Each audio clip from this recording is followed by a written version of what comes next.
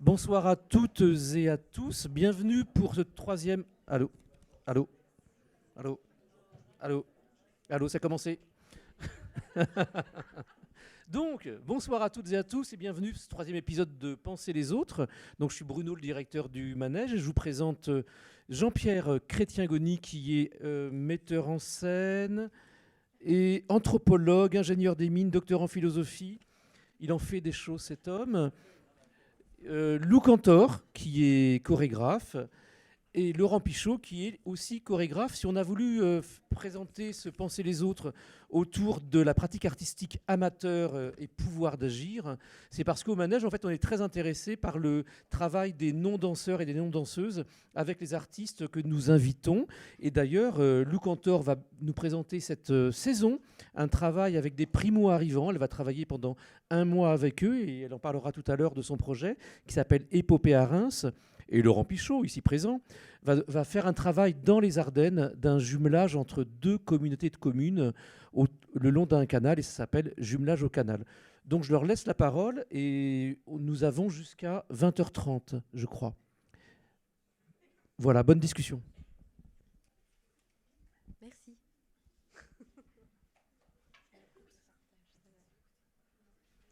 On y va. Bonsoir à toutes et à tous. Alors on a décidé pour cette soirée une organisation extrêmement simpliste, mais qui j'espère va être efficace. C'est que Lou et Laurent vont présenter un peu leur travail, que vous fassiez connaissance. Et ensuite, à propos de tout ce qu'ils vont expliquer, des discussions qu'on aura sur les travaux qu'ils mènent, alors on souhaitait aborder un certain nombre de points un peu cruciaux dans cette relation, on va dire, entre les pratiques artistiques et la société. Comment nommer les questions qui nous sont posées là? Elles ne sont pas simples, puisqu'il y a à la fois les questions effectivement qui relèvent de la manière qu'ont les gens d'habiter le monde, que nous avons d'habiter le monde, et comment les pratiques artistiques contribuent à cette manière d'habiter le monde, à le penser, peut-être à le transformer, c'est une des questions. Mais aussi comment les artistes s'en emparent, quel lien, quel type de relation se tissent dans ces contextes-là. On se dessine là, si je me permets de faire une petite introduction comme ça, après vous, se dessine une manière de faire entrer l'art dans le monde qui est un peu différente de celle peut-être auquel on a été accoutumé, mais quand je dis finalement c'est pas si récent que ça fait quand même quelques décennies au fond que beaucoup d'artistes tentent, que beaucoup d'acteurs culturels commencent à réfléchir à une autre manière que de considérer la culture comme étant le supplément de l'âme, comme étant la chose qu'on fait quand on a tout fini. Vous savez, la fameuse pyramide de Maslow, vous avez dû voir ça. On ne peut s'intéresser aux choses de l'esprit qu'une fois qu'on a assouvi toutes les autres nécessités de la vie, ce qui n'est absolument pas vrai. On peut être très pauvre, très, très affamé et avoir besoin de culture, et avoir besoin de cette beauté qu'une œuvre peut produire. Ben oui, ça ne remplit pas le ventre, mais c'est aussi essentiel que le reste, et d'où doit être simultané, on peut dire. Donc la réflexion sur la manière de positionner les pratiques artistiques a, je crois, beaucoup changé, et de manière différente suivant les disciplines. Moi, j'ai été biberonné, si je puis dire, dans les questions de l'art brut, mais ça, c'est pas récent. Que dans les hôpitaux psychiatriques, des gens produisent des œuvres qui ne sont pas simplement des petits dessins gentils qu'on regarde avec condescendance en disant c'est pas mal ce qu'il fait. Ils ont produit des choses qui ont été, d'une certaine manière, qu'on fait courant, puisque même des artistes qui ne sont pas plus fous que vous et moi ont revendiqué la pratique de l'art brut.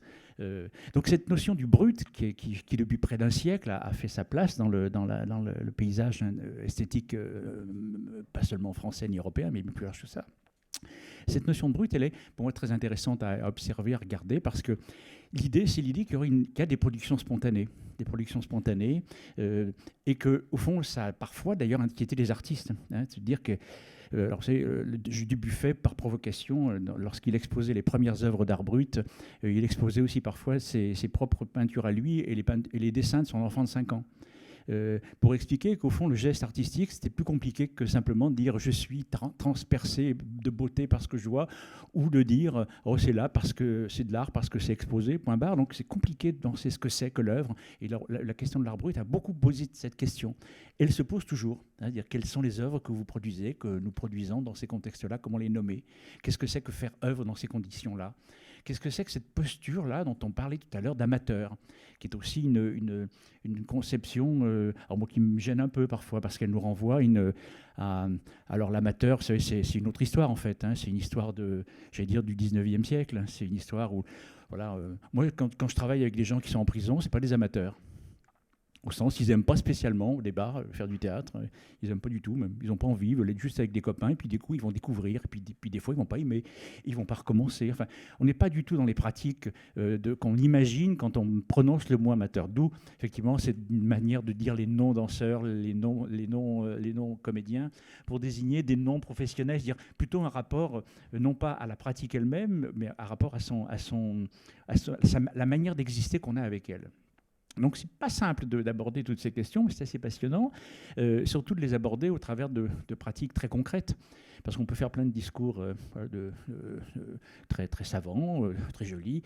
La question, c'est surtout pour moi de savoir ce qui se produit dans la réalité des pratiques que nous menons les uns les autres. Hein. Donc, d'où l'idée que même les questions les plus théoriques, c'est bien de les aborder à partir d'observations, d'expériences que vous avez menées, de votre ressenti, de vos projets, des hypothèses que nous faisons pour continuer à travailler dans ces espaces-là.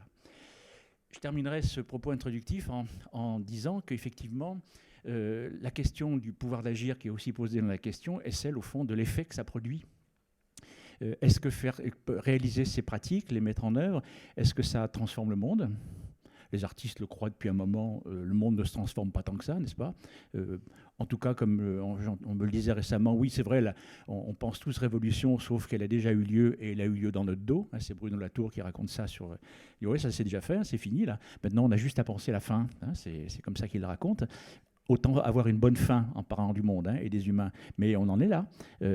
Donc cette question qu'est-ce qu'on fait avec l'art est une vraie question. Est-ce que c'est juste pour du décorum, pour se rendre la vie plus agréable ? Est-ce que c'est de la thérapie ? Est-ce que c'est pour se soigner ? Est-ce que c'est pour des raisons d'auto-médiation, c'est-à-dire se donner à soi-même une image qui nous convient? Voilà, on se fait plaisir à soi-même en se représentant et en se représentant aux autres. Qu'est-ce que c'est que ces pratiques ?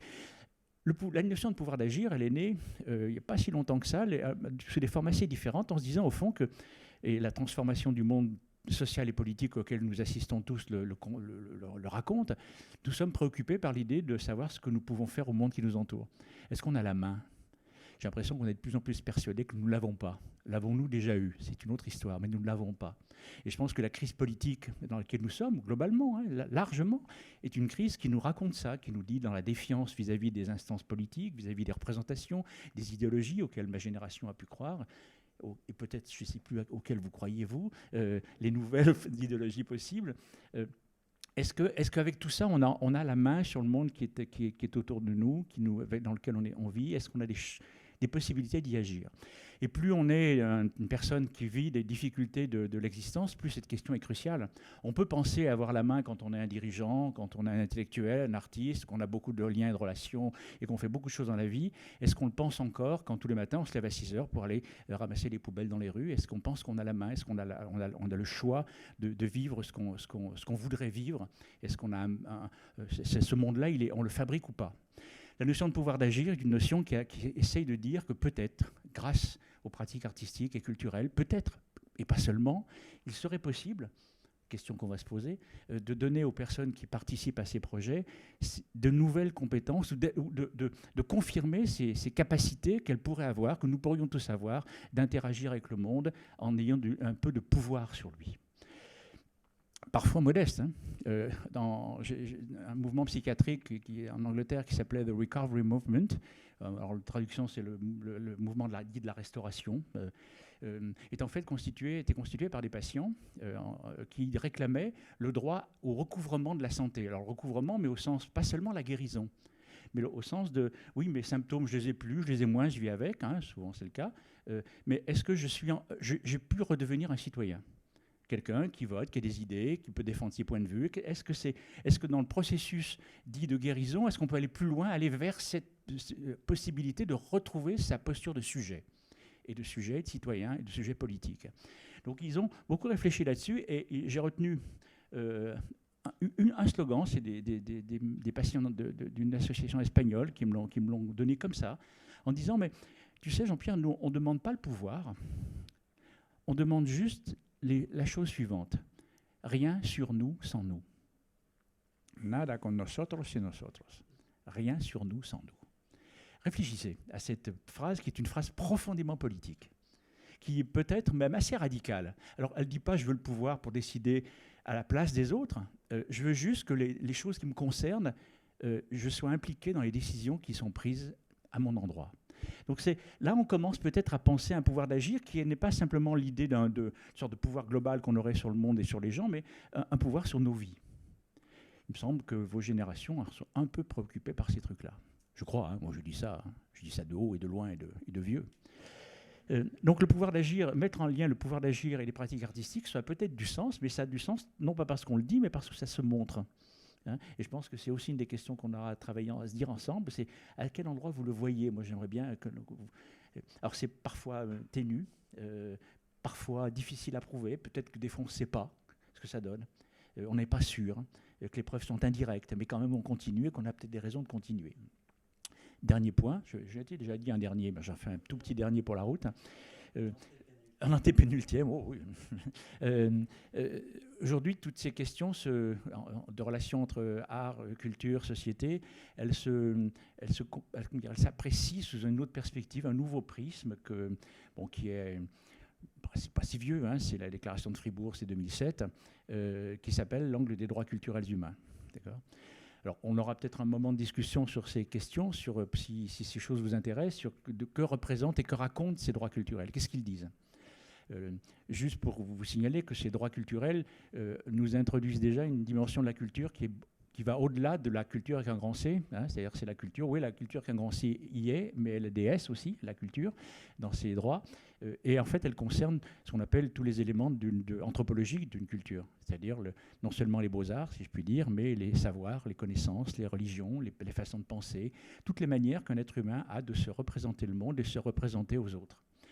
Donc sous cette définition-là, la culture traverse toutes les existences humaines de plein de façons différentes, d'où un droit à la diversité dans les droits culturels qui dit qu'il y a plusieurs manières d'être au monde et plusieurs manières de se rapporter aux autres et à ce qui nous entoure, et que ce droit est un des droits humains fondamentaux.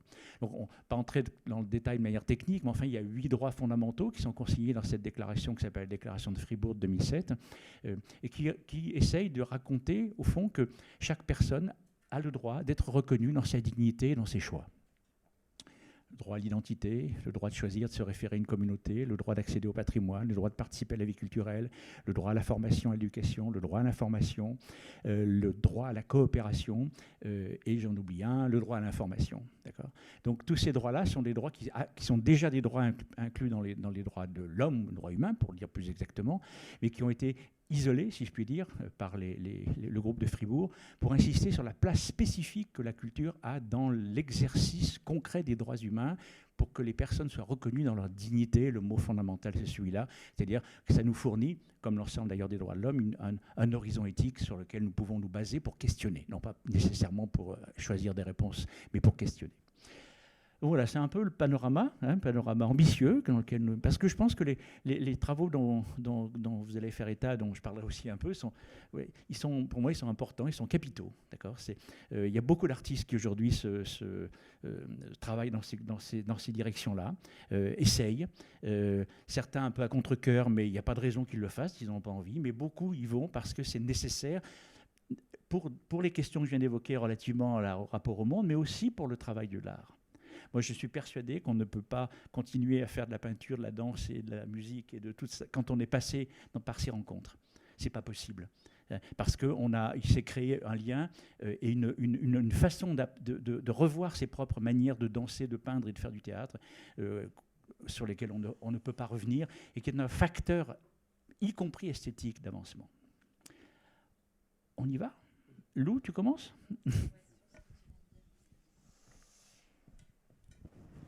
Alors, justement, le lien est parfait. Moi, je m'appelle Lou, donc à la base, je suis danseuse, interprète pour des chorégraphes, et j'ai toujours pensé que jamais je ne serais chorégraphe moi-même.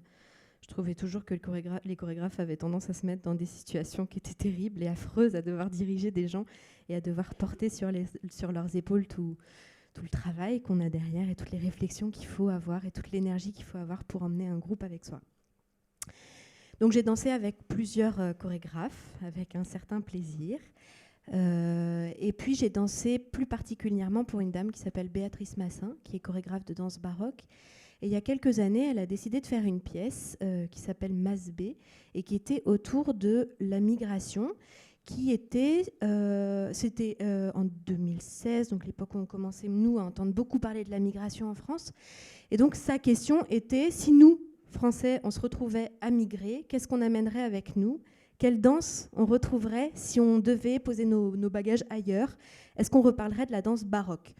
Donc juste, le sujet n'est pas là, mais la danse baroque, c'est la danse du XVIIe siècle.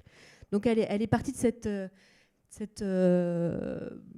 cette suggestion à elle, de dire peut-être qu'on retrouverait nos racines à travers cette danse-là, et qu'on retrouverait cette danse-là si on se retrouverait à devoir bouger. J'ai adoré danser cette pièce, on l'a beaucoup dansée, au manège, ailleurs, et je me suis retrouvée face à des bons Français du 16e arrondissement de Paris, par exemple, à venir voir la pièce et à dire comme c'est magnifique, etc. Et plus ça allait, plus je donnais des ateliers à côté, comme beaucoup de danseurs sont amenés à faire, donc soit dans les lycées, dans les collèges, mais aussi peut-être plus dans des centres sociaux, dans des endroits où on rencontre d'autres personnes qui sont moins habituées à ce que c'est que la danse. Cette danse-là, en tout cas, la danse des théâtres. Et donc, plus ça allait, plus j'avais la sensation étrange de parler de quelque chose que je ne maîtrisais absolument pas. Et plus ça allait, plus je me disais que je n'étais pas à ma place et que ça n'était pas à nous de monter sur scène et de raconter ce que c'était que la migration. Peut-être qu'on s'adressait aux bonnes personnes, mais on ne le faisait pas de la bonne manière, ou alors juste on ne s'adressait pas aux bonnes personnes, je ne sais pas. Mais en tout cas, il y avait quelque chose dans lequel j'étais mal à l'aise à cet endroit-là. Et du coup, j'ai proposé à cette chorégraphe de monter un gros projet pédagogique, puisque la compagnie était très ouverte aux propositions des danseurs. Et moi, j'ai proposé d'aller rencontrer des personnes qui avaient migré il n'y a pas longtemps, et de savoir ce qu'elle racontait de cette pièce, qu'elle recevait de cette pièce, et surtout, si on devait refaire cette pièce avec elle, qu'est-ce qu'elles en feraient. Donc j'ai rencontré un groupe, j'ai rencontré des personnes au sein d'un centre d'accueil de demandeurs d'asile, donc des personnes qui viennent d'arriver en France et qui sont dans l'attente, qui ont posé une demande, mais qui sont dans l'attente de réponse, qui, eux, avaient cette chance-là, sont hébergés à ce moment-là et ne peuvent pas travailler, ne peuvent rien faire, doivent attendre de savoir si la France veut bien d'eux ou pas. J'ai commencé par donner des ateliers, ça ne marchait pas du tout. J'avais personne à ces ateliers, personne ne voyait l'intérêt dans la situation dans laquelle ils étaient, dans l'attente, dans l'inconfort dans lequel ils étaient. Personne ne venait à mes ateliers et trouvait tous que c'était dérisoire de venir danser quelques heures par semaine. Et puis quand même, il y en a quelques-uns qui sont venus, qu'on tirait vraiment, qu'on allait chercher dans les appartements, tout ça. Et puis un jour, je leur ai dit, bon, j'ai pas envie de laisser tomber, moi ce que j'ai envie de faire, c'est une pièce avec vous. Donc est-ce que vous acceptez de me suivre ? On a 2 mois d'été pour faire une pièce, on a 2 dates à la rentrée. Moi, j'ai dit au théâtre que c'était bon, que j'avais un groupe, que c'était tout bon, alors qu'il n'y avait absolument rien. Est-ce que vous acceptez de me suivre ? Et là, il y a 9 personnes qui ont décidé que, OK, elles me suivaient dans l'aventure. Je crois qu'elles ont accepté de me suivre parce que je leur ai proposé un truc dans le temps. Il y a un moment, je leur ai dit, vous allez passer 2 mois avec moi. On va passer 3 jours par semaine ensemble. Donc, c'était danse, à côté de toutes les démarches qu'il y a à faire pour un demandeur d'asile. Voilà, je vous propose de me suivre dans cette aventure énorme. Je ne sais pas où je vais, j'ai jamais fait ça. Vous ne savez pas où vous allez, vous ne savez même pas de quelle danse je parle, mais allons-y. Et ils m'ont suivi et on a créé une pièce qui s'appelle Épopée. Et surtout, donc on a créé une pièce dont je suis très fière. On a eu 2 représentations, j'aurais adoré en avoir plus, mais à l'époque, moi, je n'étais absolument pas connue en tant que chorégraphe, donc les théâtres ne savaient pas s'ils pouvaient me faire confiance ou pas. Et puis surtout, eux, après, ont eu des réponses de leur demande d'asile, donc tout est devenu plus complexe pour les retrouver et pour continuer de travailler ensemble. Mais on a passé 2 mois absolument magnifiques à chercher ensemble. Très vite, les 8 personnes Alors c'était des personnes isolées qui étaient arrivées seules en France et qui ne connaissaient absolument personne. Et elles se sont retrouvées très vite à créer une espèce de famille entre elles qui était magique, qui était trop belle. Il y avait 2 enfants dans ce groupe qui ont complètement été pris en charge par les autres. Voilà. Et puis, le fait de leur proposer d'aller jusqu'au spectacle, il y a un moment, ils se sont retrouvés à être ensemble, à ce qu'on soit ensemble, parce que j'étais avec eux, dans une démarche de faire quelque chose. Peu importe en fait si c'était de la danse, si c'était quoi que ce soit, l'idée c'était un moment de leur dire « Ok, vous servez à rien là où vous êtes, vous avez cette sensation-là. Et ben nous, on a 2 mois pour se dire qu'on sert à quelque chose et qu'en tout cas, on cherche tous dans une direction pendant 2 mois. » Ça a été hyper important pour eux au niveau de la reconnaissance et c'était pas que de l'occupationnel. Il y a eu un moment, il y a eu la sensation qu'on allait tous à un endroit et qu'on y était ensemble. Ça, c'était extrêmement fort. L'autre chose qui a été extrêmement forte, donc à ce moment-là, vous l'avez compris, j'avais un questionnement général sur mon métier. J'avais envie d'arrêter complètement ça et puis pourquoi pas devenir travailleuse sociale. Je m'étais dit, je me donne l'expérience d'Épopée et puis on verra après, là où j'en suis. Et il se trouve que pendant Épopée, je me suis rendu compte que j'avais de l'or entre les mains, que le fait d'être danseuse, ça me permettait de proposer bien d'autres choses que les travailleuses sociales qui travaillaient autour du projet et avec moi pouvaient faire. Il y avait une possibilité de leur parler d'autres choses, alors que travailleuse sociale, à un moment, elle est là pour entendre, pour faire parler de la situation, de la difficulté à être là, de pourquoi ils ont absolument besoin d'être là, de chercher dans leur histoire, etc., etc. Moi, j'avais un autre postulat qui était juste de les faire parler. Et surtout, le travail du corps. On s'est mis à respirer, à travailler ensemble, et le travail de l'être ensemble, c'est-à-dire d'écouter les autres, d'être un groupe qui œuvre ensemble et d'être suffisamment à l'écoute les uns des autres pour pouvoir danser ensemble, ça a fait que chacun a commencé à se raconter des choses qui ne sont absolument pas apparues sur le spectacle, parce qu'en fait c'était bien trop intime, mais en tout cas ce groupe, à un moment, grâce à la danse et grâce au travail du corps et du groupe, s'est mis à respirer, à souffler et à se permettre de se raconter des choses. Voilà, cette expérience, elle était incroyable. La pièce que j'ai faite, j'en étais très très fière. Et du coup, je me suis dit qu'il ne fallait pas que je m'arrête là. Quelques mois après, un théâtre qui avait vu ce projet m'a proposé de donner des ateliers en détention. J'y suis allée un peu en me disant, on va voir... Voilà, on va voir ce que c'est, avec beaucoup d'a priori sur ce que c'était que la détention.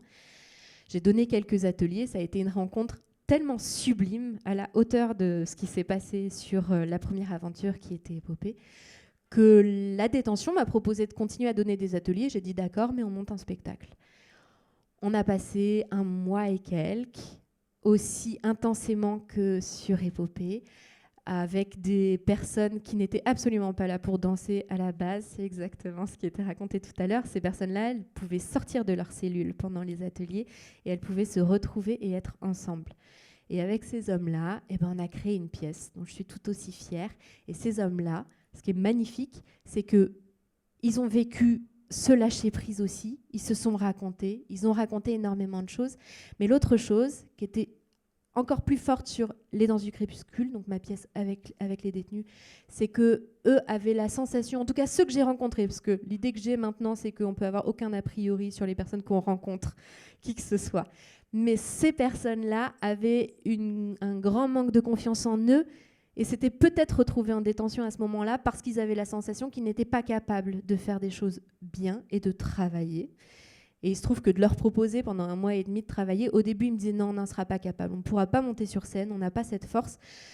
Je leur montrais une chorégraphie, ils disaient on n'y arrivera jamais. Et en fait, petit à petit, au fur et à mesure de travailler, ils ont pris confiance en eux et ils se sont rendus compte que la chose était possible.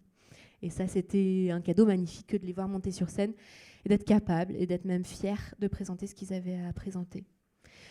L'autre toute petite anecdote sur cette histoire en détention qui est importante pour moi, c'est qu'ils sont aussi venus parce que ça fait des remises de peine de faire des ateliers. Donc ça permet de sortir plus tôt.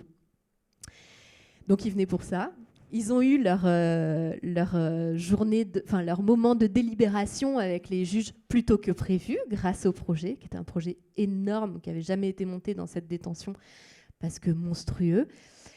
Et la plus belle des choses, c'est que ces personnes-là, les juges ne leur... Normalement, il y a un entretien qui dit « Est-ce que tu t'es bien tenu en prison ? Est-ce que tu t'es bien comporté ? Est-ce que tu as compris pourquoi tu étais là ? Est-ce que... etc. etc. » À aucun moment, il y a eu ces questions-là. L'unique chose sur laquelle ils ont parlé pendant 1 demi-heure, c'est de la création qu'ils ont faite avec moi.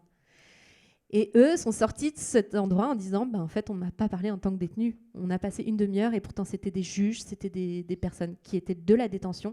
Ils ont passé 1 demi-heure à me faire parler sur ce que c'était que de faire une création de danse. Maintenant, ils sont à d'autres histoires. Il y en a qui sont re-rentrés en détention. Donc, c'est toute la question de à quoi on sert jusqu'au bout. Mais en tout cas, ils ont eu ce petit moment où ils ont eu la sensation d'exister autrement, alors que tout les ramenait à cet endroit de détention. Et évidemment, quand ils étaient au plateau aussi, moi j'ai tout fait pour que la pièce ne parle pas de la détention, mais qu'ils aient la sensation d'exister autrement. Ça, c'est très important. Parce qu'il y a beaucoup de projets que mènent des artistes dans ces endroits où j'ai le sentiment qu'on les réassigne à une identité dont ils n'ont pas nécessairement envie. Alors c'est vrai aussi pour les migrants.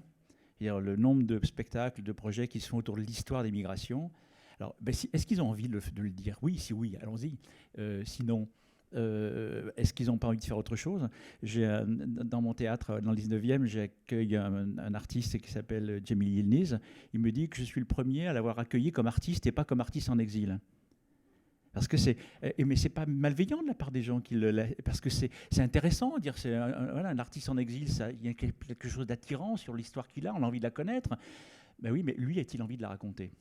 Et c'est vrai que cette question aussi des discours, ce qu'on appelle des collectes de paroles dans un certain nombre de quartiers, il y a toujours ce problème. C'est qu'est-ce qu'on fait de la parole des gens ? Comment est-ce qu'ils ont envie de la dire comme elle est dite là ?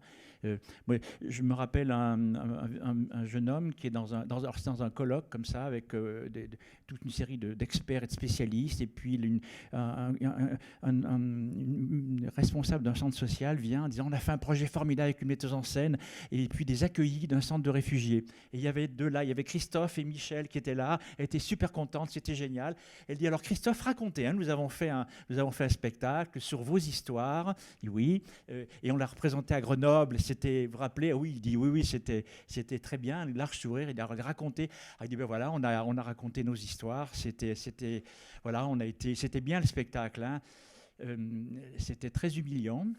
Et là, je vois la responsable qui se décompose et dit oui, c'était très humiliant. Mais enfin, c'était pas très grave parce que de toute façon, la metteuse en scène, elle avait quand même un peu réécrit nos histoires. Et là, on se dit, il n'y a que de la bienveillance dans tout ça. Il n'y a pas de gens qui essayent de... Il y a tout à coup un truc où chacun joue un rôle qui n'est pas celui... Enfin, qui pose quelques questions. Moi, je ne juge pas, je dis juste comment on questionne ces pratiques aussi. C'est-à-dire qu'ils sont loin d'être simples.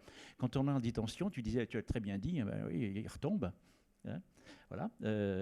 On ne change peut-être pas leur vie là, on ne sait pas. Hein, on le sait parfois des années après, on recroise un gars, il s'est passé quelque chose. Est-ce qu'on en est responsable ? Mais au fond, c'est vrai de tout le monde là. Les éducateurs, les profs, dans les institutions. Est-ce qu'on est sûr de vraiment changer les gens quand on donne des ressources ? On crée des circonstances, on permet des rencontres. C'est ce que tu as dit aussi à propos des personnes migrantes. Il y a eu des rencontres, des reconstructions. On se dit tiens, je vaux la peine d'être regardé par un autre, de faire quelque chose avec lui, d'être considéré.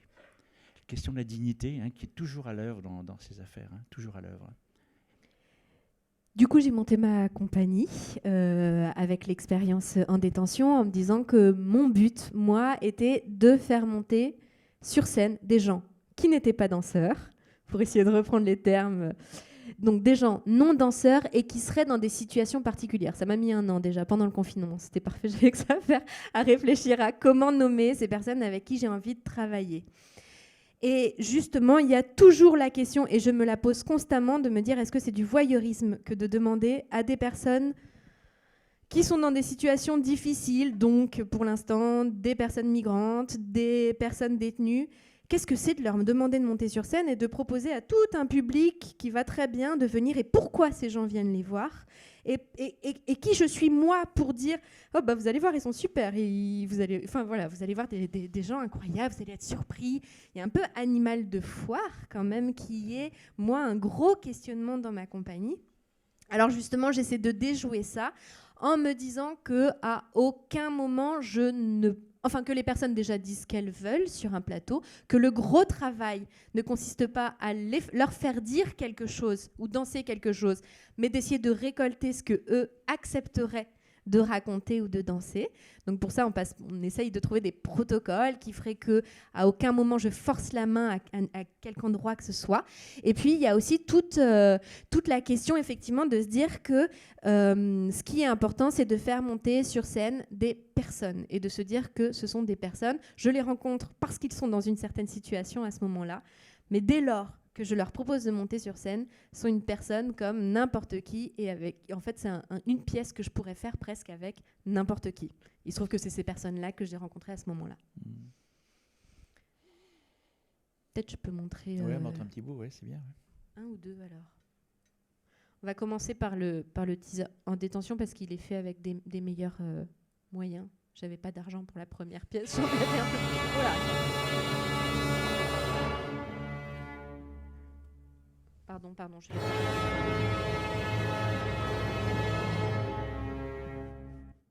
Pour éviter que les détenus ne parlent que d'eux, parce qu'ils ont, en tout cas ceux que j'ai rencontrés, avaient la fâcheuse tendance de beaucoup parler de la détention, parce qu'ils n'étaient que dans ça et que leur vie se résumait à ça. C'était très complexe de les faire parler d'autre chose.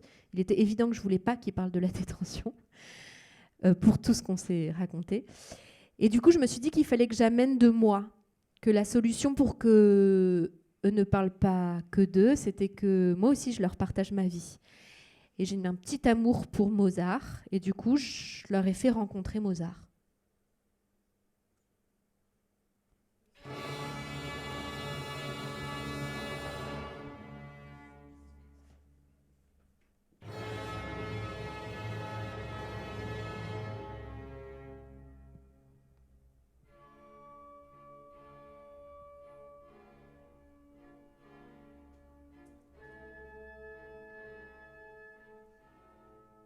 Les enfants m'appelleraient, c'est plus original que papa. On m'appelle El Chapo, c'est mon frère qui m'appelle comme ça. J'aime mon regard, parce qu'on m'a toujours dit que j'avais un regard de séducteur. Je dors en ce moment dans la cellule 218 Ouest F2, car la justice m'a puni.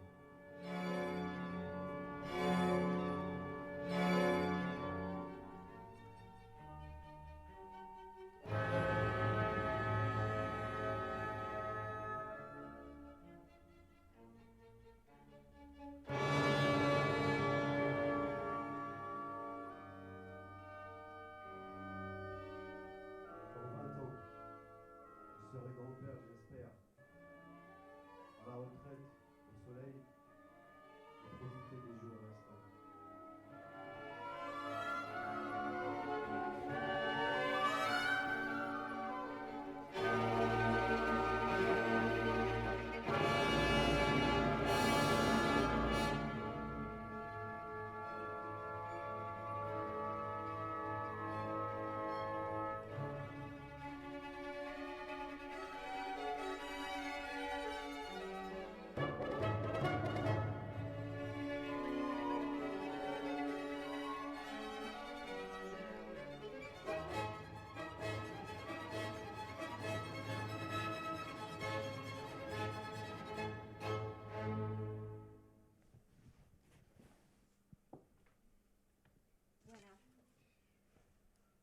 Et je pense que je m'arrête là. Je ne vais pas vous montrer la suite parce que, juste pour finir, Bruno Lové, le directeur du manège de Reims, m'a proposé, quand je suis venue lui vendre cette pièce-là, il m'a dit « ça ne m'intéresse pas, la détention. Par contre, j'aimerais... » Non, j'exagère, c'est que par contre, j'aimerais beaucoup que tu refasses Épopée, donc la pièce avec les demandeurs d'asile.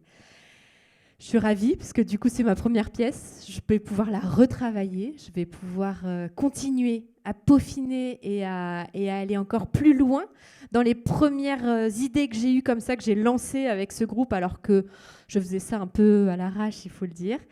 Et du coup, je vais pouvoir remonter un deuxième épopée, puisque ce ne sont pas les mêmes danseurs, mais reproposer le même processus de création à des nouveaux danseurs et à des nouvelles personnes qui ont migré et qui vivent aujourd'hui à Reims. Donc là, on est en ce moment en train de recruter les futurs danseurs. Et on travaillera pendant tout un mois, au mois de mai, avec toute mon équipe. Je suis absolument pas toute seule. On travaillera, et puis avec le manège qui me suit et qui soutient le projet sur tous les points. Travailler pendant un mois non-stop avec des personnes que je ne connais pas encore, mais qui feront, si tout va bien, un spectacle le 7. Voilà, les 7 et 8 juin au manège. 6 et 7 juin au manège. Voilà. Laurent, je te laisse. Il y a peut-être des envies de questionner. Ça se fait ici? Oui, hein, on peut parler. Hein, plus à la fin, mais bon, je ne sais pas. Si vous avez, à propos de ce que vient de dire Lou, une question ou une remarque. Oui.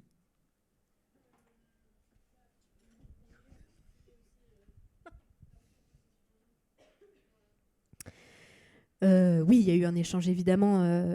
Et là, du coup, ça ne se voit pas parce que c'est Mozart qui était au centre de l'histoire, parce que de mon histoire. Mais bien sûr, j'ai découvert Kerry James, par exemple. Et on a même relié Kerry James et Mozart. C'est-à-dire qu'on a mis les textes de Kerry James sur les requiem de Mozart. C'est hyper beau. On devrait en faire un CD. Oui, évidemment, c'est même... La question, en fait, beaucoup, c'est quand... Ça, je l'ai vécu sur Épopée, donc la pièce avec les demandeurs d'asile. J'interviens en leur disant, alors racontez-moi, montrez-moi vos danses. Et eux, ils sont, je sais pas, j'ai pas de danse. C'est pas parce que je suis africain que j'ai une danse. Il y avait beaucoup cette réponse qui était, je sais même pas quelle danse tu fais, je sais pas quoi t'apprendre.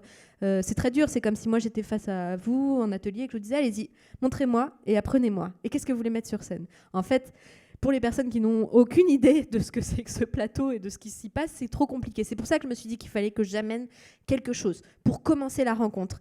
Mais de là, en fait, on a écrit des lettres à Mozart et immédiatement après, eux ont écrit des lettres à Kerry James, un peu instinctivement parce qu'eux en avaient envie et à partir du moment où j'ai dit, moi, ça c'est le musicien que je préfère, et eux pouvaient dire, ah oui, donc moi, celui que je préfère, c'est celui-là. Et en fait, tout se passe, je me rends compte, sur des histoires d'aller-retour, où je suis obligée de donner, moi, même si moi, ça m'intéresse moins, mais je suis obligée de donner pour que la personne en face, elle ait aussi envie de me partager et de me raconter des choses.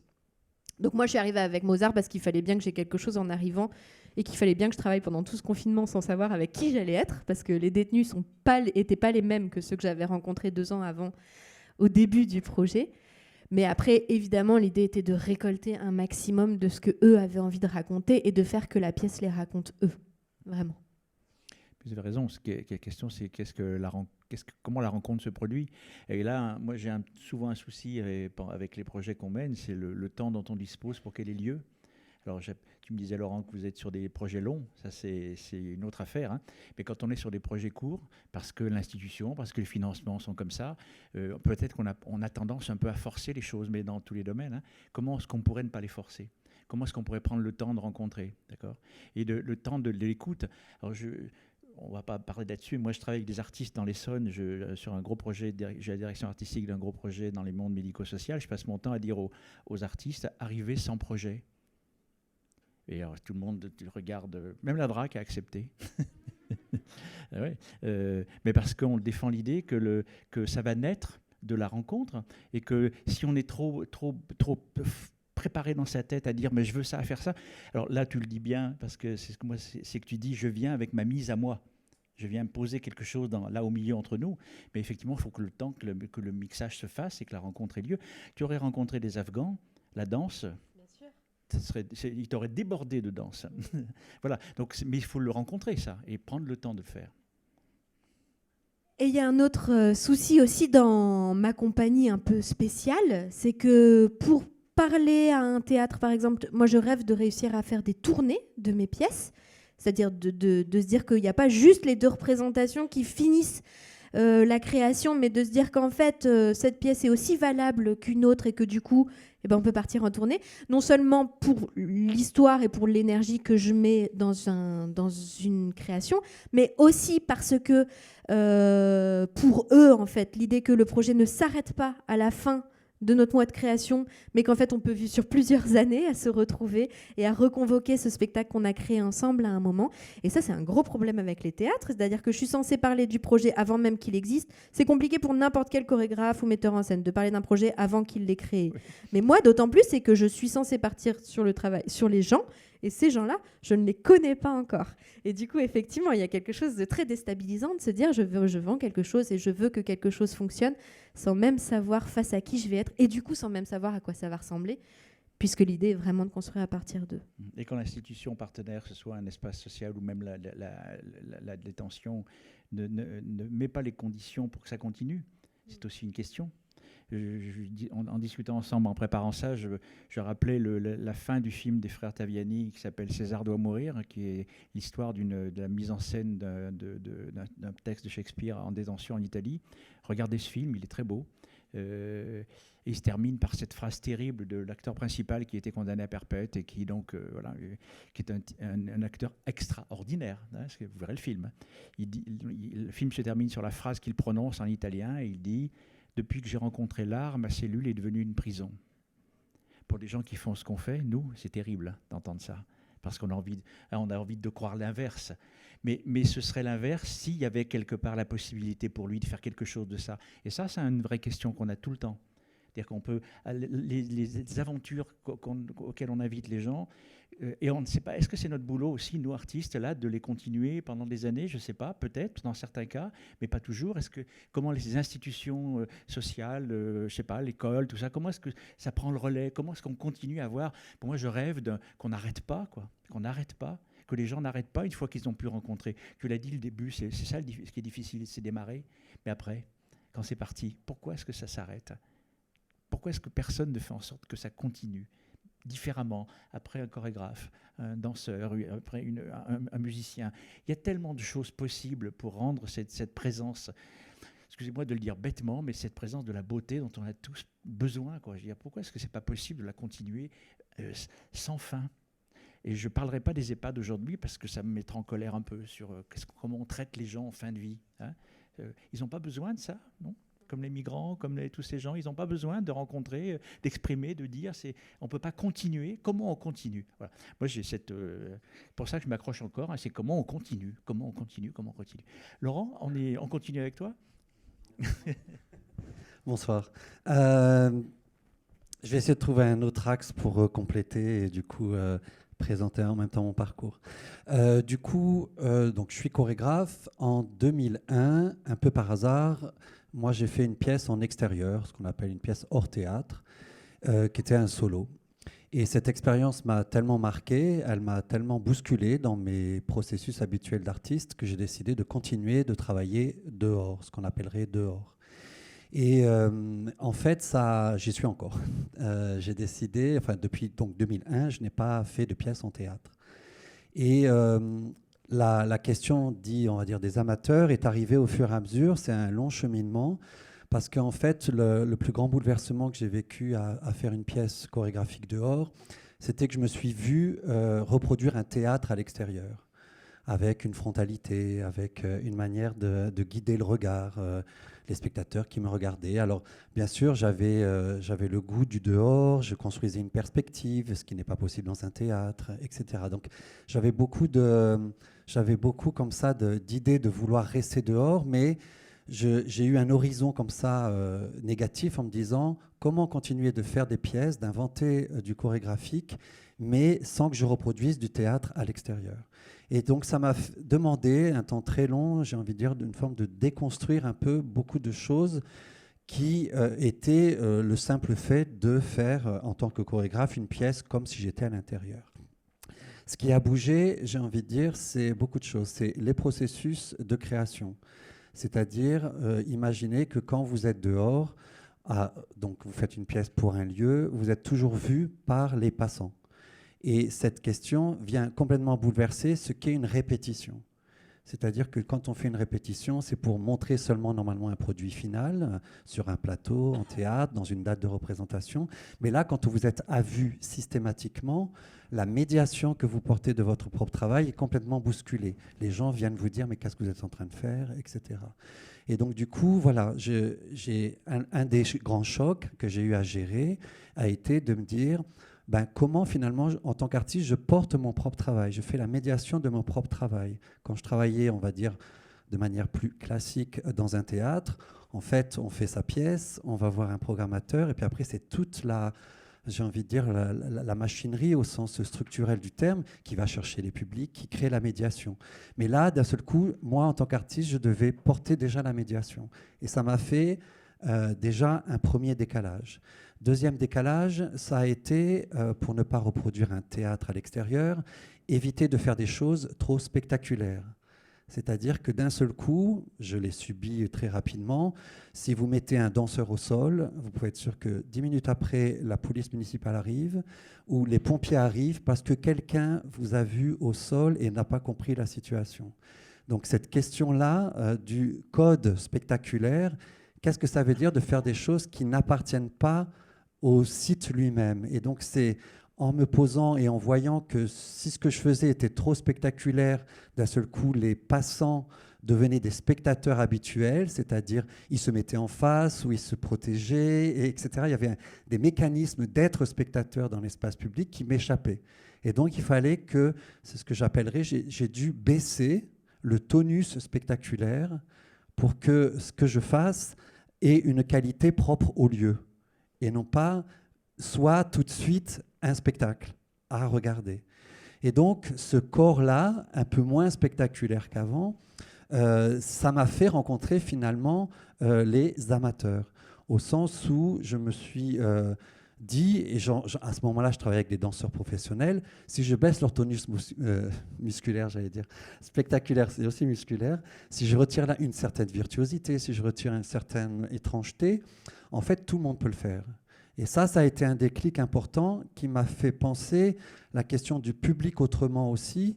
Si je ne veux pas que le passant se transforme en spectateur, il faut qu'il puisse regarder ça d'une manière un peu soupçonneuse au sens curieux du terme, mais qu'il ne se transforme pas donc en spectateur. Et donc que peut-être si des corps non codés, professionnellement parlant, faisaient ce qu'ils voyaient, ce qu'il y avait à voir dans l'espace public, ça pouvait faire que le passant ne devienne pas un spectateur.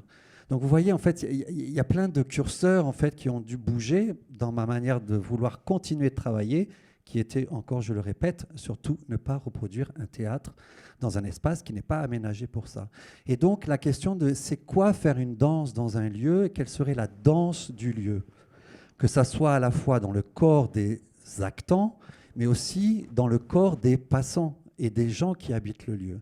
Ce qui fait que le vocabulaire que je me suis inventé n'est pas amateur, mais c'est le mot habitant qui, me travaille. C'est-à-dire que je fais des pièces qui s'adressent à l'habitant chez le spectateur, mais qui s'adressent aussi à l'habitant chez le danseur. Que le danseur finalement soit professionnel ou amateur, ce qu'il sera amené à faire dans mes projets sera un état de corps sensible, propre à un lieu, si possible spécifique à ce lieu. Et là, c'est mon travail de chorégraphe que d'essayer de trouver le corps sensible que le lieu peut faire émerger chez tout un chacun. Que ce tout un chacun s'appelle passant, spectateur, actant, danseur, etc., peu importe, et moi compris.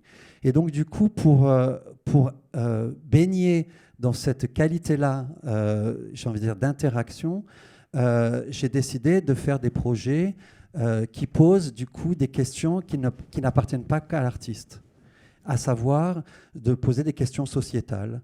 Alors, pendant 10 ans, par exemple, j'ai travaillé sur la question des monuments aux morts, qui est une question citoyenne, on va dire, de tout un chacun, où je me proposais, en tant qu'artiste, d'arriver dans une communauté, dans une commune, et de poser des questions, d'aller voir peut-être les élus, d'aller voir peut-être les instances culturelles, et de dire, voilà, je peux proposer ce projet-là, mais surtout, ce sera une co-création.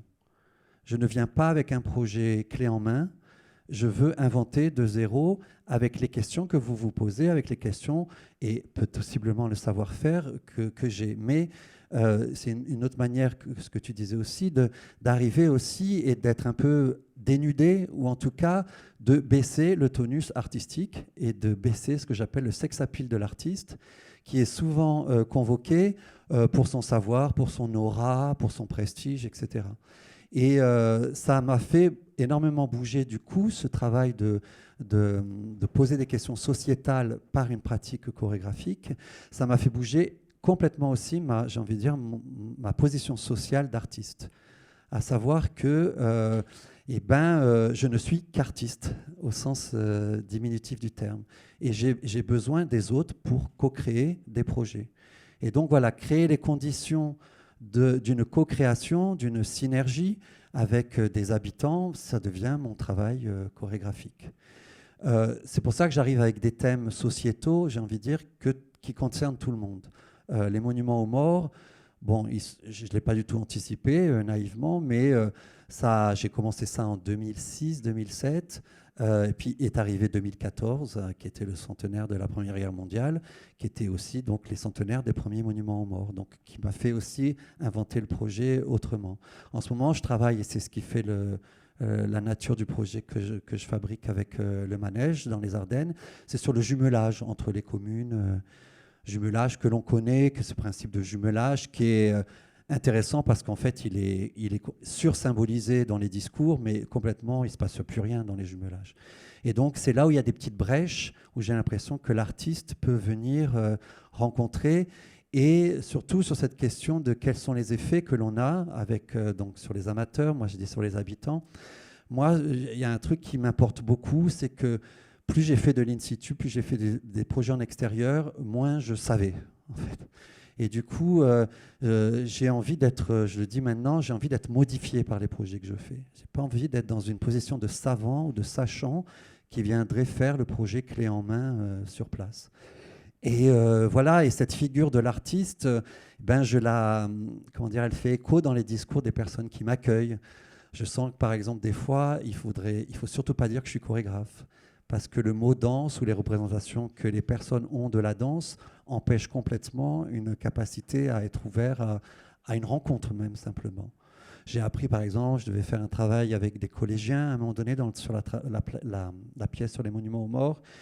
Donc, on m'avait proposé que je travaille avec un professeur d'histoire géo qui n'était pas du tout intéressé. Du coup, j'ai fait une autre rencontre avec un professeur d'art plastique. Mais le prof d'histoire, par exemple, on m'a raconté que le lendemain de ma rencontre avec lui, il est arrivé au collège avec un tutu. Et ça, je trouve ça incroyable comme coming out, quoi. C'est-à-dire, il est bousculé par l'idée de la danse, d'un corps possiblement qui lui demanderait de danser. Et donc, pour déjouer ce malaise, il surjoue et il arrive avec un tutu. Bien sûr, pas devant moi, parce qu'il n'aurait pas assumé ce geste, peut-être. Donc, voilà, cette question de qui nous sommes en tant qu'artistes pour aller dans des espaces qui ne sont pas équipés artistiquement, qui n'ont rien demandé, comme vous le disiez, et qui m'ont fait rencontrer ce qu'on appelle des publics autres aussi. Donc, voilà, moi aussi, dans l'énergie de 2016, dans cette vague de migration qu'on a vue à partir de l'automne 2015, j'ai été amené à faire un projet avec des migrants ou des primo-arrivants. Et c'est redoutable, en fait, d'arriver avec cette carte d'identité-là, cette assignation-là. Et j'ai mis énormément de temps à me dépêtrer de cette assignation moi-même, à me dire, mais voilà, en plus, le groupe s'est inventé, donc par précaution, j'avais proposé, par exemple, que surtout, je ne fais pas une pièce qu'avec eux. Et je ne fais pas une pièce sur eux. Et j'avais proposé qu'il y ait il y ait une mixité, que ce soit avec des habitants vivant sur place et des migrants qui en plus étaient là. Moi, c'était un projet en Suisse qui était en fait des regroupements, parce que je ne sais pas si vous savez, mais en Suisse, tout bâtiment public a un bunker anti-atomique associé. Et donc, les jeunes migrants étaient, on va dire, dans ces bunkers-là. Et ils n'avaient qu'une envie, c'était pas d'être assignés comme des migrants, c'était des jeunes hommes, puisque les familles, du coup, elles étaient reçues dans des plus grandes villes, dans d'autres centres. Et ces jeunes migrants n'avaient qu'une envie, c'était de jouer au foot, de cracher leur énergie, parce que habiter dans un bunker, c'est pas forcément des plus agréables. Et donc voilà, de réceptionner la physicalité finalement qu'ils proposaient de jeunes hommes, avec aussi toutes les questions que ça implique. Et en particulier, je pense que, par exemple, les habitants mix avec qui j'avais proposé de travailler, finalement, n'avaient été que des femmes. Et du coup, il y avait aussi une tension sexuelle qui se jouait et dont il fallait aussi accueillir cette énergie. Et en plus, on ne se parlait pas, on n'avait pas la même langue, puisque le groupe s'est en fait affiné. C'était un groupe de 6 jeunes Érythréens, dont aucun ne parlait le français. Et du coup, il y en avait un qui un peu parlait anglais. Donc il a fallu aussi réinventer tout un langage entre nous. Et tout ça, voilà, je le dis, ça peut paraître difficile à traverser, ça l'est émotionnellement, ça l'est humainement, mais c'est ça le matériau. Le matériau, ce n'est pas ce que je voudrais faire avec eux. Le matériau, c'est ce qu'ils amènent et ce qu'ils dégagent au moment où on est ensemble dans un espace donné, que ça soit un studio de danse ou etc. Donc, j'ai une hantise dans cette question de ne pas reproduire un théâtre, c'est ne pas reproduire une relation aussi que j'appellerais chorégraphe-interprète. Je n'ai rien à leur demander, je ne vais pas les assigner à danser une danse que j'aurais fabriquée pour eux aussi. Donc tout le matériau doit venir de cette co-création qui doit nous mettre tous dans un mouvement, dans une synergie où chacun va jouer un état qui lui échappe aussi. Et c'est cette coordination, c'est cette co-création qui peut produire pour moi le matériau d'une pièce. Donc voilà, pour faire une courbe un peu, pour expliquer un horizon qui m'a mis au travail et comment maintenant, finalement, il y a une équivalence de un peu tout le monde dans le mode de travail, quoi. Bien sûr, le temps qu'on a pour créer une pièce, les temps des rencontres étant plus ou moins longs, ben voilà, et des fois, il faut avoir des idées qui s'adaptent. Enfin, je suppose que tu vas reprendre, toi, des idées de ta première épopée et qui va s'adapter avec un nouveau groupe. Puis des fois, il y a des processus qui sont inadaptables et qui fait que il faudra réinventer avec eux et avec ceux avec qui tu vas rencontrer pour cette deuxième étape ici au Manège et à Reims. Donc voilà, ce que je veux dire, c'est que il y a plein de manières, en effet, de parler du travail, et toute l'éthique esthétique, éthique qui se met en place, on en est responsable, quoi. Il faut qu'on l'invente à l'échelle de nos projets. Qu'il n'y a pas de recette, et il ne faut surtout pas croire que des recettes fonctionnent, et surtout ne pas croire que des recettes, en particulier extérieures, institutionnelles, en particulier de politique, où d'une certaine manière, on le sait, enfin vous êtes trop jeune pour le savoir, mais il y a eu à un moment donné beaucoup d'argent au milieu des années 90 de la part de Jacques Chirac qui parlait de la fracture sociale. Et là, on a baigné la culture d'un argent pour aller faire des projets de sensibilisation à la danse contemporaine dans les quartiers, etc. Mais tout ça s'est beaucoup transformé dans une forme de clientélisme où, en gros, c'était de les faire venir dans les théâtres. Et tout ça fait que, voilà, on est dans une pensée du politique et du partage du politique. Il y a énormément de choses à nettoyer si on veut trouver notre compte et ne pas, justement, être assigné à une fonction, encore une fois, ce que je disais tout à l'heure, le sex appeal de l'artiste, qui viendrait réparer, qui viendrait faire du bien, qui viendrait combler finalement ce que les politiques n'ont pas envie de penser par eux-mêmes, quoi. Et voilà, l'art français, de par le mode de financement, est politique. On fonctionne avec de l'argent public. C'est une responsabilité qu'on a et qui est aussi à nous de penser cette éthique-là, de cet argent public-là. Et donc voilà, pour moi, tout ce cheminement, finalement, est un cheminement très lent qui est venu d'un hasard de 2001, avoir fait une pièce dans un joli champ à côté d'un théâtre de Montpellier. Et donc c'est sans fin, et je pense que la terminologie, si elle bouge, c'est qu'on est en train d'inventer des pratiques, etc. Puis maintenant, on va dire que les crises migratoires, les crises écologiques qui sont interreliées nous responsabilisent aussi d'autant plus. Et puis voilà, ça rajoute des questions qui sont importantes je veux dire, à appréhender parce que souvent, j'ai envie de dire, moi, quand j'ai commencé mes premières pièces en théâtre, le théâtre, c'était un peu une tour d'ivoire, quoi. C'était c'est un peu monter sur un plateau, c'est quand même la gloire. Et donc voilà comment on défait aussi ces fantasmes-là, ces schémas-là, ces manières d'être. Je donne souvent cet exemple-là. Au début d'une pièce du chorégraphe qui s'appelle Philippe de Coufflet, une pièce qui s'appelle Sombrero. La pièce commence par un discours d'un comédien qui passe à travers le rideau rouge qui est fermé et qui fait un discours comme ça devant le public. Il leur dit, ben voilà, j'espère que vous êtes bien assis. Vous avez laissé vos vêtements au vestiaire. Vous avez laissé votre catégorie socio-professionnelle au vestiaire. Maintenant, vous pouvez vous oublier et rentrer dans le monde de la magie du spectacle. Et quand j'ai entendu ça, je me suis dit, c'est exactement l'inverse en fait que j'ai envie d'activer. J'ai envie d'activer les catégories socio-professionnelles du spectateur. J'ai pas envie que le spectateur dans le noir oublie son corps, qu'il soit énervé parce qu'il reçoit des coups de genoux ou que quelqu'un tousse à côté. Quel est ce corps des spectateurs? Quel est ce corps des actants que les spectateurs viennent voir, etc. Et donc voilà, trouver ce corps sensible, collectif, commun, civique, c'est ma matière et c'est ce que je revendique de faire. Je trouve très important ce que tu dis, parce que ça change tellement de choses, de ce renversement complet. Les renversements, ils ont été nombreux, mais ça, c'en est un qui me semble assez décisif dans nos pratiques. C'est de se dire, mais de quoi il est question? Est-ce que c'est de vider ou de remplir?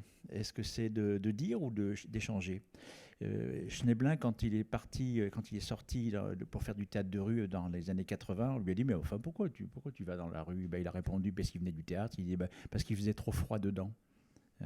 Et je pense que ces inversions-là, elles sont pas récentes, mais elles sont de plus en plus importantes. Et c'est extrêmement fort que les artistes puissent assumer cette position-là, parce qu'on ne perd rien en prenant la posture que tu prends. Au contraire. On entre dans une autre dimension, une autre manière d'y être dans le monde. Et Latour raconte ça sur les esthétiques nouvelles liées à ce qu'on appelle l'ère de l'anthropocène dans lequel nous sommes. C'est de dire, mais ces esthétiques qui vont, les spectacles, ce que font les artistes qui sont à la mesure des enjeux, ne peuvent pas ne pas concerner les gens. Dire que c'est pas un spectacle qui vient de n'importe où, c'est pas une idée qu'on a eue dans sa tête. C'est dans quelle mesure est-ce que ce dont on parle, c'est une chose qui est une de leurs préoccupations, quelle que soit la manière qu'ils ont d'être préoccupés. Tu disais tout à l'heure sur la prison, et ça, moi, c'est une vraie réflexion qu'il faut qu'on continue à avoir, c'est, oui, ils ont envie de parler de la prison. Peut-être qu'il faut qu'ils passent par là. Et tu l'as un peu dit, c'est-à-dire que c'est comment on va transformer ça. Mais peut-être qu'il ne faut pas le transformer, que ce n'est pas tout de suite, qu'on a peut-être besoin d'écrire un bout de son histoire avant d'en inventer d'autres. Nous avons, dans le travail de l'art, nous sommes en contact, mais nous ne sommes pas les seuls, au fond, avec des récits collectifs, des récits individuels qui s'entremêlent, qui se régénèrent constamment. Et notre boulot à nous, c'est de fabriquer des tissages de ces récits collectifs. Mais il se trouve, là, le migrant peut avoir envie, je disais tout à l'heure le contraire, il peut ne pas avoir envie, mais il peut aussi avoir envie de raconter son histoire. Le taulard, il peut avoir envie de raconter ce qui lui est arrivé. Alors comment on fait avec ça et comment est-ce qu'on le transforme? Mais pas pour le cacher, mais pour faire apparaître quelque chose qui sera audible pour lui-même et pour les autres, parce qu'il y a... c'est pas simple pour quelqu'un de raconter. Le lieu du spectacle, c'est pas le lieu tu le disais, c'est pas le lieu d'un intime qui peut devenir obscène. C'est le lieu d'un intime qui est partageable. Et comment est-ce qu'il est partageable? À quelles conditions? C'est là qu'on est, nous, dans le travail qu'on peut-être on sait faire. C'est-à-dire, c'est de rendre possible cet endroit de la circulation des récits. Et là, les perspectives sont considérables. Et je pense même, alors là, on parle de gens, là, tous, pour l'instant, à part ces migrants qui ne parlent pas notre langue, mais on parle de gens qui ont accès au langage, par exemple. Mais comment on travaille avec des gens qui n'ont pas accès au langage? qui ne parlent pas, qui n'ont jamais parlé de leur vie, qui sont, parce que pour des histoires de construction physique, neuronale, quels sujets sont-ils? Sont-ils dépositaires de récits? Bien sûr, certes de récits qui ne sont pas construits comme les nôtres. Un jour, dans une unité de personnes Alzheimer, j'entends une femme qui me parle, qui parle. Et à la fois, je comprends ce qu'elle dit, puis il y a un truc étrange dans ce qu'elle dit. C'est étrange. Et j'enregistre, et chez moi, je tape ça sur un ordinateur, et je m'aperçois que cette femme parle en n'utilisant jamais de nom commun. Jamais. C'est assez hallucinant. Essayer de faire l'improvisation, de parler sans nom commun. Et elle parle pendant 1h30. D'accord ? C'est pas juste un mot par-ci, par-là. Elle parle. C'est un flot continu. C'est assez extraordinaire. Presque une performance. Oui. Et je me suis amusé à écrire ce texte et à le signer de son nom et à le faire lire à des gens sans dire qui l'avait écrit. Ça marche très bien. Tout le monde pense que c'est un auteur contemporain assez audacieux. Et que c'est une expérience de l'Oulipo, etc. Or, cette femme était considérée dans l'établissement comme quelqu'un dont l'esprit est en train de s'effondrer. Mais peut-être que ce n'était pas le cas, peut-être qu'on peut le regarder autrement, peut-être que le récit qu'elle fait là est un récit qui nous raconte une partie de notre langage qui ne nous est pas accessible. C'est ce que disait Fernand Deligny, éducateur qui travaille avec des autistes. Il disait ça, il disait, mais l'autiste, celui qui ne parle pas, il travaille avec les plus difficiles, ceux qui n'avaient jamais parlé de leur vie et qui oscillaient sur place. Il a vécu près de chez toi, il a vécu dans le Gard, il a monté des villages dans les années 70 pour les sortir des hôpitaux. Il disait, mais ils témoignent d'un moment de l'humanité d'avant la parole. Ils sont des témoins uniques. Donc seul leur corps parle. Mais tout ça, c'est extrêmement instructif parce que peut-être qu'ils nous disent anthropologiquement, ils nous disent quelque chose que nous ne savons pas entendre. Enfin, on peut regarder tout ça d'une manière totalement différente. Il y a d'autres formes de récits que ceux dans lesquels on est constamment cloisonné. Moi, c'est ce que j'ai entendu de ce que tu disais. C'est-à-dire comment est-ce on refait circuler, on les réinitialise, mais pas parce qu'on serait meilleur que les autres, mais parce qu'on est juste des circulateurs. Et des circulateurs qui sont capables de faire bouger ça, de les faire venir. Enfin, je sais pas si... Non, moi, j'ai l'impression que la condition pour qu'un projet ait lieu, c'est qu'il faut que tout le monde prenne le risque et que tout le monde tente, en fait, d'être bousculé. C'est-à-dire, je ne peux pas mettre les gens dans une situation où ils ne savent pas ce que c'est. Enfin, je veux dire, je pense que les 6 Érythréens, ils savaient même, enfin, je pouvais même pas, ils savaient pas ce que c'était un spectacle. Enfin, je veux dire, donc juste la question de risquer quelque chose, pour moi, c'est le fondamental, j'ai envie de dire, de l'artistique, c'est l'expérimentation. C'est-à-dire, moi, j'ai envie d'ouvrir un inconnu à chacun de mes projets, quoi. J'ai pas envie de répéter une recette. Et c'est voilà, ça me bouscule moi beaucoup. Presque, je me suis rendu compte à quel point plus je travaillais, plus je devenais timide socialement. C'est-à-dire, c'est comme s'il faut vraiment, ce que tu disais, il y a une posture qu'il faut aussi rétracter, quoi. Et parce que, voilà, moi, j'ai pas envie de changer les gens. Enfin, quelle prétention. J'ai pas envie d'être dans un rapport. Ce qu'ils en font, l'écho de cette expérience, elle est la même chez tout un chacun. Enfin, je veux dire, on a tous vécu une révélation dans un cours de lycée parce qu'une prof nous a parlé d'un bouquin ou une poésie, on est allé voir un spectacle, on est allé voir un musée. Enfin, on a tous des trucs comme ça. Ces étincelles, elles appartiennent, en plus, elles ne sont pas instantanées. Donc, cette question, une forme d'un rendement où il faudrait prouver ou dire ce que ça fait bouger chez les personnes avec qui on travaille, elle est monstrueuse, ce fantasme, quoi, que l'art serait transformateur, etc. L'art, c'est une pratique, enfin, c'est une manière d'être avec des personnes, c'est une manière d'être au monde. Et pour moi, voilà, on n'est pas... c'est pas la question de la fabrique ou du résultat final, mais qui est en effet le one-shot et en même temps un problème, c'est-à-dire quand on fait une pièce et qu'elle... Mais j'ai une formule toute nouvelle que je teste devant vous. C'est que je pense au mot vernaculaire, de me dire, mais il faudrait peut-être quitter le spectaculaire pour aller vers le vernaculaire, c'est-à-dire des choses qui, finalement, peut-être ce qu'il faut inventer, c'est pas tant un projet fini, commun, mais inventer des pratiques qui peuvent continuer sur place, avoir leur vie, etc. Et qui finalement, il n'y a pas d'auteur autre que le projet qui aura été une synergie à un moment donné. Cette pratique, elle peut vivre sa vie après coup. Mais voilà, c'est pas un copyright en disant maintenant, surtout dites à chaque fois que ça vient de Laurent Pichot, quoi. Ouais. Et c'est parce que en plus, elle a souvent été co-créée. Quand on co-crée collectivement, c'est des choses que vous avez peut-être vécues, on ne sait plus d'où viennent les idées. Ouais. Les idées, elles n'ont plus d'auteur. Ou l'auteur, c'est la collectivité. Et donc, c'est tout le monde est personne. Et ça, c'est super. Et que voilà, que ça puisse vivre sans nous, ben, merci. Moi, je vais te le piquer vernaculaire, hein, si tu permets. Hein, parce que moi, j'avais trouvé moins bien, c'était déspectaculariser le spectacle, c'est imprononçable. J'ai pas de copyright sur cette formule, tu peux la vendre. Pardon tu voulais pas montrer un petit bout de... Non, Non, ça Non, va. ça va. Enfin, vous-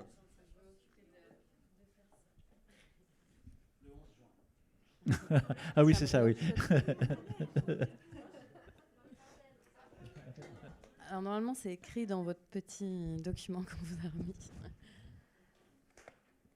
J'ai un micro, donc si quelqu'un veut poser une question, c'est le moment. Ou réagir, ou faire une remarque.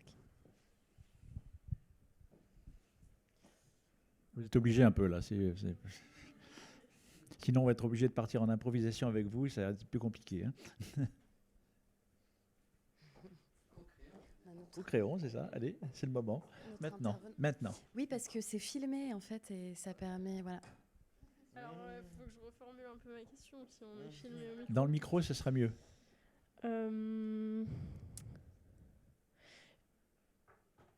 Je me questionne sur le fait qu'on parle du coup, de personnes artistes et non artistes. Et dans ces réflexions-là, j'ai peur qu'on essaye d'imposer une pratique de l'art à des personnes qui, si elles sont non artistes, peut-être l'ont tout simplement choisi, et qu'on soit dans une espèce de colonialisme mais si, faire de l'art c'est super, c'est transformateur, en fait, regardez comme ça fait du bien à notre société, alors que peut-être ces gens-là vivent avec d'autres choses, et que du coup, est-ce que la rencontre se ferait pas à un endroit de moi je pratique l'art, c'est ce qui me fait du bien, toi qu'est-ce qui te fait du bien, et du coup ce qui va naître de la rencontre, c'est peut-être pas forcément un spectacle, mais autre chose. Voilà, j'avais envie de...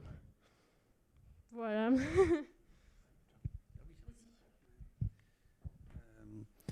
Là, on est en train de donner des exemples de spectacles, mais il y a bien sûr des projets qui n'aboutissent pas à des projets spectaculaires, en fait. Donc, bien sûr. Et ce qui est important de ce que tu dis, c'est ils ont un savoir-faire que l'on n'a pas. Et c'est, encore une fois, elle est là pour moi, la matière du projet, on va dire. Qu'il soit d'aboutir à une forme spectaculaire ou pas. Ils ont bien sûr... moi, une des stratégies, entre guillemets, dans ce petit contrat de ne pas reproduire un théâtre, c'est souvent de détourner des pratiques que tout le monde connaît, des pratiques quotidiennes, mais juste de les décaler suffisamment pour qu'on les regarde autrement. Je pense dans un exemple que je peux donner, c'est dans le projet sur les monuments aux morts. J'habite dans le sud de la France. Quand j'ai fait des repérages, les monuments aux morts sont toujours à côté des boulodromes. De la pétanque. Et d'un seul coup, j'avais des boules de pétanque dans mon coffre et j'ai entendu, d'un seul coup, j'ai fait l'association d'idées, mais c'est la marque Obut, O-B-U-T, la marque française. Donc c'est un obus. Et d'un seul coup, cette corrélation boulodrome, monument aux morts, a réinventé. Et c'est devenu un matériau où on détourne la pratique de la pétanque. Donc tout le monde peut le faire. Et je veux dire, et les passants, devenant spectateurs, s'ils le veulent, en tout cas, d'un seul coup, ils peuvent se projeter aussi dans cette pratique-là. Donc, tu vois, c'est à cet endroit-là, en fait, qu'il y a un en commun et qui fera que l'artistique sera juste cette petite touche de décalage qui fera qu'on regardera le lieu, parce que c'est fait pour le lieu. Du coup, c'était une pièce autour des monuments morts. D'un seul coup, on interrogera juste ce rapprochement qui a été une association d'idées au but pétanque. Enfin, Tu vois, c'est ça que j'essaie de dire dans cette, ce code commun d'un corps sensible qui va pouvoir être notre matériau à nous tous, où tout le monde peut s'investir et où l'imaginaire est très important, parce que chacun peut s'investir imaginairement à partir d'une pratique qui est la leur, de savoir jouer aux boules aussi, ou d'être mauvais en jouant aux boules, quoi, comme je le suis.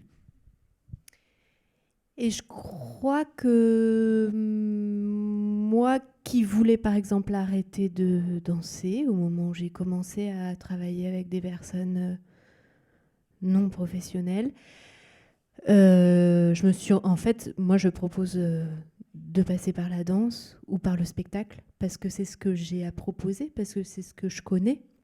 Après, tout est valable. Moi, mon envie est de rencontrer des personnes. Et je crois que, justement, ce que disait Laurent, qu'il n'y a pas de but en soi, il n'y a pas de volonté de les changer ou de quoi que ce soit. C'est juste, OK, moi, là où je suis, comment je me situe politiquement, qu'est-ce que je peux faire là où je suis? Et ma réponse, c'est, moi, j'ai ce savoir-là. Et du coup, pourquoi ne pas aller le partager avec des personnes? À aucun moment, je pense que de faire danser des personnes qui vont mal, c'est la chose la plus chouette au monde. Ce que je sais, c'est que grâce à mes connaissances, j'ai permis à un moment qu'un groupe se fasse et qu'il y ait du plaisir ensemble et qu'il y ait des choses qui se passent qui étaient époustouflantes. Mais je pense que n'importe qui peut le faire à n'importe quel moment. Et d'ailleurs, ce groupe de danseurs d'épopée, ils se retrouvent, ils dansent plus ensemble, ils chantent plus, ils créent pas un spectacle.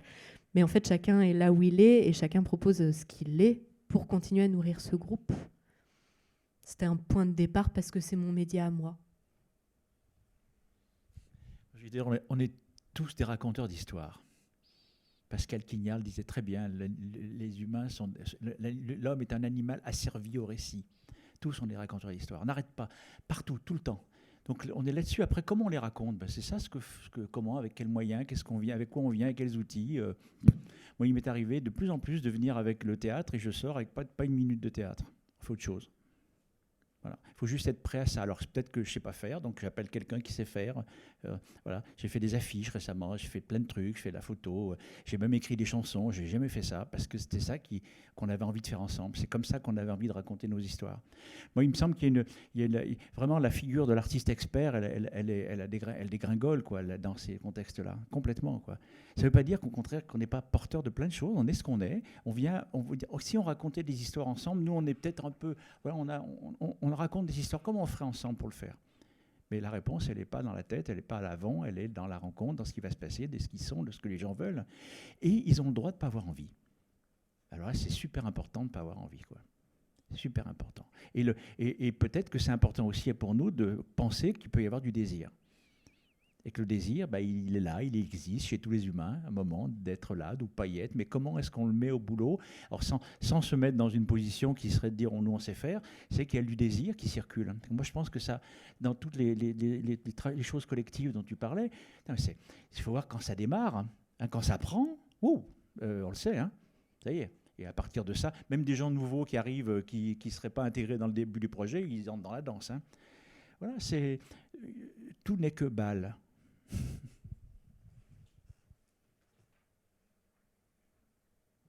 Vous avez 4 minutes.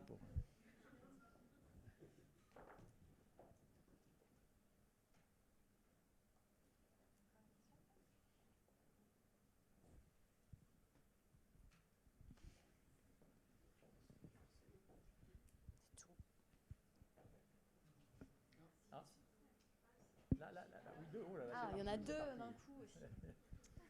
Du coup, question courte. Comment on fait justement quand, je sais pas, il y a des personnes qui viennent dans un groupe et soudainement, j'ai pas envie de faire ça. Il y a une sorte de frustration peut-être qui se crée d'un seul coup. Comment est-ce qu'on fait pour écouter d'un seul coup quelque chose qui se rétracte en fait chez la personne qui avait envie à la base? Alors dans le petit prospectus, il y a un film que j'ai adoré, qui est de Stéphane Mercurio et qui est autour du travail de Didier Ruiz. Je vous encourage à le regarder. Moi, je me suis retrouvée, c'était incroyable. Donc il travaille avec des anciens détenus de peine très longue et il a fait un spectacle avec eux. Et à un moment, il y en a un qui a raconté qu'il ne comprenait pas où ça allait et qu'il ne savait pas ce qu'il fallait faire et pourquoi il fallait qu'il raconte tout ça. Et on voit le désarroi de Didier Ruiz, qui est un metteur en scène quand même incroyable, et qui dit si tu me suis pas, je peux pas.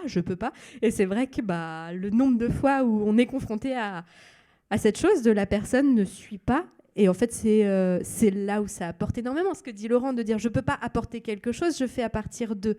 Et du coup, oui, il y a des moments, moi je sais qu'il y a des fois, je rentre, je suis dépitée, je me dis que ça ne marchera pas, parce que les personnes ne suivent pas. Et en fait, c'est un cadeau que ces personnes ne suivent pas à cet endroit-là, c'est que ce n'est pas la bonne chose pour eux, c'est que ce n'est pas ça qui fonctionne, et c'est qu'il faut aller ailleurs.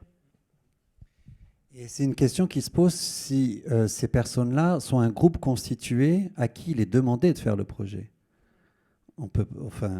J'essaye d'éviter ces situations, moi. Je veux dire, encore une fois, s'ils sont assignés à faire un projet, à quoi ça sert? Alors après, par exemple, quand on fait ça dans un lycée où il y a des groupes où il y a un projet pédagogique associé et qui cherche à porter, forcément, ça demande... là, les professeurs, ils n'ont pas envie que certains abandonnent, etc. Mais moi, j'ai vécu des situations où, heureusement, certains abandonnaient. Et en plus, c'était ceux qui roulaient le plus les mécaniques, qui étaient les plus peureux, on va dire. Et ils ont arrêté, et tant mieux. Tant mieux. Et ils se sont retrouvés vraiment maris, comme on dit, à la fin, quand ils ont vu que le projet aboutissait et que ceux qu'ils essayaient d'entraîner à arrêter sont allés jusqu'au bout, ont été du tout valorisés par le projet. Enfin, donc pour ça, il faut vraiment penser quel est ce groupe, quel est ce contrat en fait initial entre un groupe constitué qui serait obligé ou assigné à un projet, et puis des projets qui eux sont là juste par c'est un projet dit participatif ou vient qui veut. Après voilà, la place qu'il trouve, c'est cette prise de risque que je nommais tout à l'heure. Il faut quand même à un moment donné dépasser. Mais c'est là où le spectaculaire a une vertu. Parce que c'est une excitation un peu narcissique pour tout le monde, de se dire on va quand même être vu, on va quand même être regardé. Et ce format-là, j'ai envie de dire d'aboutissement, peut créer des synergies insoupçonnées. Pour d'autres, c'est rédhibitoire. Mais voilà, après, c'est tout ça. Ça dépend quel est vraiment le contexte, quel est le groupe assigné ou pas, et quel est le format du projet, in fine.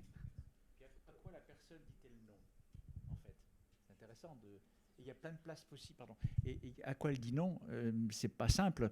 Parfois, elle dit non parce que c'est l'institution qu'elle dit non. Moi, j'ai eu en détention, ils veulent pas bosser là parce qu'ils ont pas, à cause sur des questions qui n'ont rien à voir avec ce qu'on leur propose.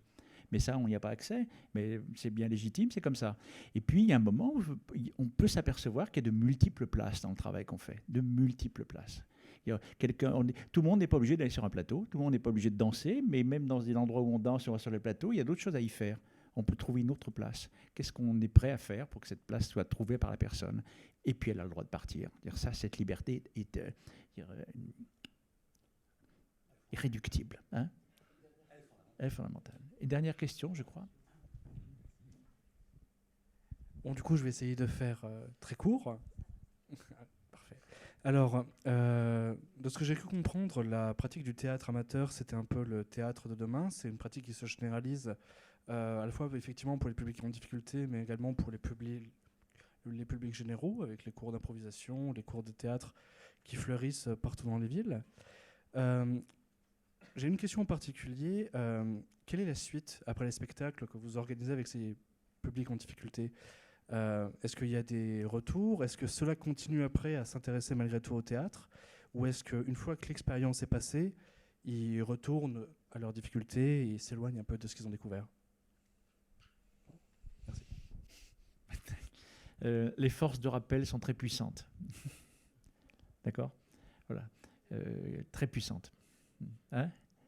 Ouais, non, il faut le dire. Hein, j'ai en tête un jeune homme en détention qui découvre l'écriture poétique dans un atelier d'écriture avec un poète qui avait pignon sur rue et qui a pu le faire éditer tellement c'était magnifique ce qu'il faisait. Et il a publié 2 livres en détention. Et puis un jour, il annonce dans l'atelier qu'il va sortir. Et donc l'animateur de l'atelier, le poète, lui dit « Chic, on va pouvoir continuer le travail dehors tu vas pouvoir enfin éditer vraiment, c'est toi qui vas... Et il lui fait, je rentre chez moi. Et chez moi, il n'y a pas de poète. Fin du jeu. Fin du jeu. Alors, ça ne veut pas dire pour autant que cet homme n'est pas sorti avec plein de choses. C'est pas grave, hein. Il n'y a rien de. C'est exactement ce que disait aussi Laurent. On n'est pas là pour leur. On n'est pas des sauveurs. On n'estime pas que la danse ou le théâtre va changer leur vie. La question est juste qu'est-ce qui se passe à ce moment-là. Voilà, par exemple, moi, les détenus que j'ai rencontrés, ils ont passé 2 mois en détention où ils se sont marrés et ils ont du plaisir à être ensemble. Et moi, en face de ça, je suis hyper fière de ce que j'ai fait avec eux. Et c'est déjà énorme. On essaie forcément de garder le lien. Et il y en a qui sont venus. J'ai fait un travail avec d'autres détenus après. Ils sont venus voir la restitution. Ils m'ont appelé quand ils sont sortis. Enfin, je veux dire, il y a des choses qui se passent. Et c'est pas aussi énorme que ce que tu espères et ce que tu mets dans ton dossier quand tu remplis à la région et que tu dis que oui, ils vont tous se réinsérer, ils vont tous devenir danseurs à la fin du projet. Non, il se passe pas ça. Mais en fait, peu importe, déjà il y a eu cette rencontre et ça ira où ça ira, ça a existé. Je peux donner un exemple sur le projet où je disais que heureusement certains avaient abandonné. C'était un projet dans un lycée professionnel dans la banlieue de Lyon.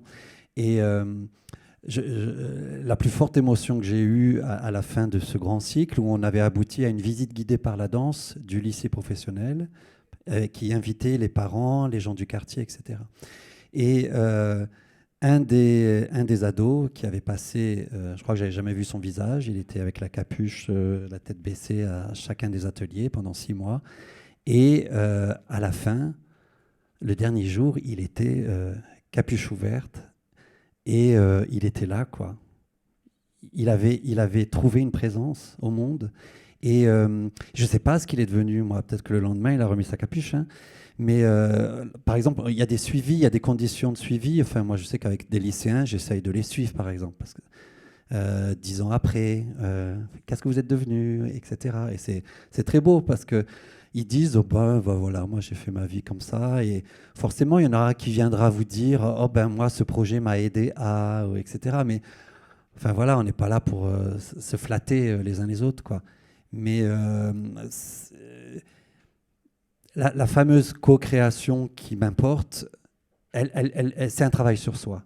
Un travail artistique de création, c'est un travail sur soi.